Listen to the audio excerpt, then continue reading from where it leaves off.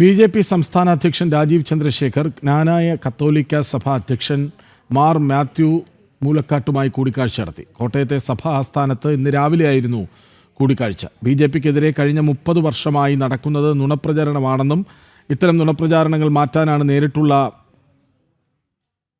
സമ്പർക്കമെന്നും അദ്ദേഹം പറഞ്ഞു.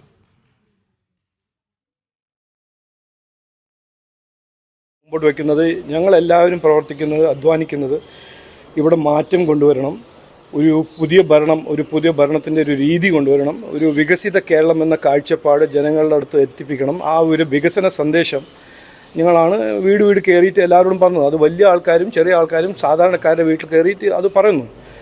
അതാണ് ഞങ്ങളുടെ കാഴ്ചപ്പാട്. 11 കൊല്ലം നരേന്ദ്രമോദിജി ഇന്ത്യക്ക് ചെയ്ത കാര്യങ്ങൾ ഇവിടെയും ചെയ്യാൻ ഞങ്ങൾ ആഗ്രഹിക്കുന്നു ഞങ്ങൾ കൃത്യമായി പറയുന്നു. അത്രയാണ് ഇത്. അത് എല്ലാ വീട്ടിലും കയറുന്നുണ്ട്, എല്ലാവരോടും സംസാരിക്കുന്നുണ്ട്. അങ്ങനെ ആർച്ച് ബിഷപ്സിനും നമ്മുടെ സ്വാമിജിമാരും പിന്നെ സാധാരണ വീട്ടിലും ഓൺട്രപ്രണേഴ്സും സ്റ്റുഡൻസിനും എല്ലാവരെയും കണ്ട് മനസ്സിലാക്കി കൊടുക്കുന്നുണ്ട്.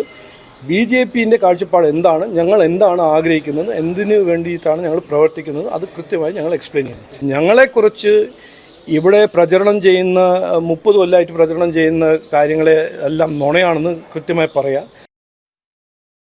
ക്രൈസ്തവ സഭ ബിഷപ്പുമാർ, സ്വാമിമാർ തുടങ്ങി സമൂഹത്തിൻ്റെ എല്ലാ തലങ്ങളിലുമുള്ളവരെ കാണുന്നുണ്ടെന്നും എന്താണ് കേരളത്തിൽ ചെയ്യാൻ ആഗ്രഹിക്കുന്നതെന്ന് നേരിട്ട് പറയാനാണ് ശ്രമമെന്ന് രാജീവ് ചന്ദ്രശേഖർ പ്രതികരിച്ചു. സംസ്ഥാന vice president Shone George, Kottayam west ജില്ലാ പ്രസിഡന്റ് ലെജിൻ ലാൽ തുടങ്ങിയവരും രാജീവ് ചന്ദ്രശേഖറിനൊപ്പം എത്തി.